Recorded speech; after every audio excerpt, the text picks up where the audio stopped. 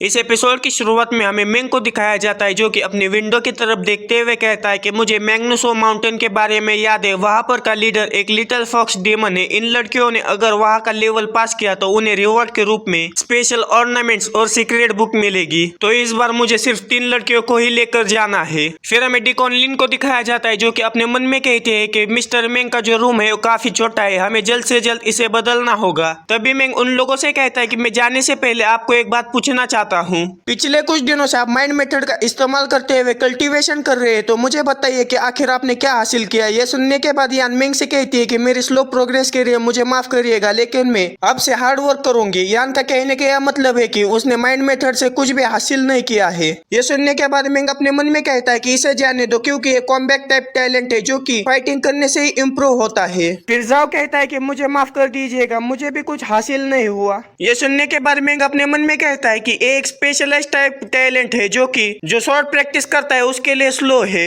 फिर गुआंगलिंग कहती है कि मुझे माफ करिएगा, मैं काफी लेट हो गई। ये सुनने के बाद मेंग हंसते हुए कहता है कि इनमें से कोई भी डेस्टिनी फ्री नहीं है। फिर डिकॉन लिन मन ही मन में बात करते हुए मास्टर जू से कहते हैं कि मुझे लगता है कि मेरी जो कल्टीवेशन है वो इम्प्रूव हो गई है, लेकिन कैसे। ये सुनने के बाद मास्टर जू से कहते हैं कि अगर आप इतने मॉडेस्ट है तो हम क्या करें। ये सुनने के बाद वो दोनों काफी चिंतित हो जाते हैं। फिर मेंग उनसे कहता है कि तुम दोनों एल्डर्स कैसा महसूस करते हो। ये सुनने के बाद डिकॉन लिन कहते हैं कि हम अभी भी इसे समझने की कोशिश कर रहे हैं, और एल्डर्स भी कहते हैं कि हाँ, हम भी अभी तक सीख रहे हैं। फिर मेंग उनसे कहता है कि तुम लोग इतना टेंशन मत लो, मैं तो सिर्फ इसे कैजुअली पूछ रहा था। ये सुनने के बाद मास्टर जू और एल्डर लिन एक दूसरे की तरफ देखते हुए चाय पीने लगते हैं, लेकिन जैसे ही वो दोनों चाय पीते हैं तो वो काफी हैरान हो जाते हैं और उनके अंदर से काफी ज्यादा ऑरा बाहर निकलने लगता है। ये सब देखने के बाद यान कहती है कि ये तो ब्रेक थ्रू करने वाले है। ये देखने के बाद मेंग अपने मन में कहता है कि ये लोग कई दिनों से याओ युन तियानजिऊ की प्रैक्टिस कर रहे हैं, जिसके वजह से उनका जो बोटल नेक बंद था उसे लूज कर दिया है, और जो स्पिरिट है उनके गाइड के साथ तुम आसानी से ब्रेक थ्रू कर सकते हो। और मैंने तुम लोगों से कहा था कि ये हायर लेवल एक्सरसाइज है जो कि आपके जो रास्ता है उसे आसानी से ओपन कर सकती है।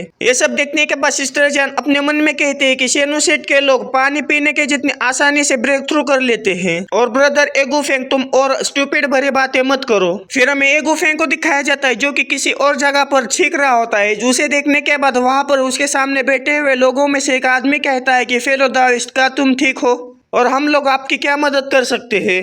ये सुनने के बाद एगुफेंग उनसे कहता है कि मैं जो कहना चाहता हूँ उससे तुम डरो मत। ये सुनने के बाद हरे बालों वाला आदमी एगुफेंग से कहता है कि जो सुप्रीम अलायंस है वो कल्टीवेटर्स की एक यूनियन है जो कि कभी भी नहीं डरती। तुम प्लीज बताइए जो कुछ भी तुम्हें कहना है। फिर हमें कुछ समय बाद का शेनुसेट का सीन दिखाया जाता है जहाँ पर मेंग अपने रियल बॉडी में होता है और अपने मन में कहता है कि जो मास्टर जू और एल्डर लिन है उन्होंने अपना ब्रेक थ्रू कंप्लीट कर लिया है और हम लोग मैंगो माउंटेन की तरफ जाने के लिए तैयार है। तभी सामने की तरफ से गुआंगलिंग चिल्लाते हुए आता है और मेंग से कहता है कि मैंने एक बहुत बड़ी खोज की है। ये सुनने के बाद मेंग उसे कहता है कि आखिर तुमने किस तरह की खोज की है। फिर गुआंगलिंग उसे कहता है कि अगर हम स्पिरिट बिस्ट के डंक को सॉइल के अंदर स्पेल के द्वारा पानी मिलाकर अगर हम उसे कंबाइन कर ले तो जो सॉइल है वो स्पिरिट सॉइल में बदल जाएगी। बस हमें जो स्पिरिट बिस्ट है उसके डंक को खोजने की जरूरत है। ये बोलने के बाद जब वो मेंग का रिएक्शन देखता है तो वो काफी हैरान हो जाता है। तभी वो चिल्लाते हुए अपने मन में कहता है कि मैं इतने सालों से सीनियर मेंग के साथ काम कर रहा हूँ, लेकिन मैं उनके असली जो बॉडी है उसे याद करना भूल गया। फिर मेंग उसे कहता है कि तुम काफी अच्छी तरह से पढ़ रहे हो, इसे जारी रखो। इस बार मैं बाहर जा रहा हूँ, देखता हूँ कि मैं आपके लिए कुछ और स्पिरिट बिस्ट लेकर आ सकता हूँ या नहीं। ये सुनने के बाद गुआंगलिन काफी खुश हो जाता है और कहता है कि आपका बहुत बहुत शुक्रिया सीनियर मेंग। और मेंग अपने मन में कहता है कि शायद आप मुझ पर भरोसा नहीं करेंगे, लेकिन मैं एक बिग बॉस के द्वारा शॉक हो गया था। और जहाँ तक बात रही स्पिरिट बिस्ट के, तो मुझे मैंगो स्नो माउंटेन पर जाना है। फिर वहां से सीन चेंज होकर हमें मैंगो माउंटेन का सीन दिखाया जाता है जहाँ पर से एक लिटिल फॉक्स अपने मुंह में कुछ दबाते हुए वहां से भाग रही होती है। फिर हमें मैंगो माउंटेन पर मेंग को दिखाया जाता है जो कि उन 3 लड़कियों के साथ वहां पर आया होता है। फिर मेंग उन 3 लड़कियों से कहता है कि ये जो स्नो माउंटेन का एनवायरनमेंट है वो काफी खराब है और यहाँ पर बहुत सारे मॉन्स्टर बीस्ट थे और आपको अपनी एबिलिटीज का इस्तेमाल करना होगा इन डिफिकल्टीज को कम करने के लिए। ये सुनने के बाद यान कहते हैं कि सीनियर मेंग जो कुछ भी कह रहे हैं वो सही कह रहे हैं। और जियान कहते हैं कि इस माउंटेन की जो ठंडी हवा है जिसकी वजह से मुझे मेरी पूरी बॉडी को एक्टिवेट करना पड़ा। और गुआंगयू कहते हैं कि मुझे पहले ही बता दिया गया था कि मेरे कपड़ों के ऊपर बहुत ज्यादा फॉर्मेशन लगाए, लेकिन बात यह है कि जो फॉर्मेशन है वो जल्दी खराब हो जाता है, जिसके वजह से मुझे इसे रिपेयर करने के लिए बार बार रुकना पड़ता है। और मैंग उस माउंटेन को देखते हुए कहता है कि ये काफी अजीब है, मुझे ये गेम की तरह नहीं लग रहा है। तभी यान को सामने की तरफ एक गुफा दिखती है, जिसे देखने के बाद यान मैंग से कहते हैं कि सीनियर सामने की तरफ एक केव है। फिर मैंग उन लोगों से कहता है कि चलो अंदर चलकर थोड़ी देर के लिए रेस्ट करते हैं। और मैंग कहता है कि गेम के हिसाब से इस माउंटेन की शुरुआत से मेरे ऊपर डीमन बीस्ट हमला करेंगे, लेकिन ये आश्चर्य की बात है कि जो जर्नी है वो काफी शांत थी। लेकिन मैंग तभी सामने की तरफ देखकर काफी हैरान हो जाता है और कहता है कि सामने की तरफ तो काफी सारे डीमंस है।